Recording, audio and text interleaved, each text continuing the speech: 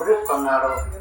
నిన్నేమో ఎవరిని కూడా కాదని చేయదు. ఎలాంటి పాపలైనా, ఘోరమైన పాపలైనా, జన్మ పాపలైనా, కర్మ పాపలైనా పాపమే అని ఒప్పుకుంటే పాపం నుండి విడుదలపడతాం. మేము కూడా ఒకప్పుడు అలాంటి వారము.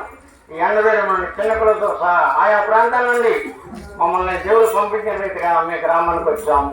యేసుప్రభు నన్ను విశ్వాసం వచ్చండి. అప్పుడు మీరు మీటి వారు రక్షణ పొందారు. మీకు ఏమైనా కావాలంటే పత్రికలోనే ఖర్చులు చేయండి, నెంబర్లోనే ఫోన్ చేస్తారు.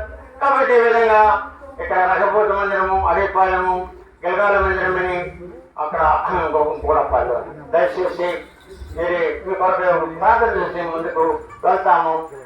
ప్రభుని అంగీకరించండి. ప్రభు మీకు సహాయం చేయాలి.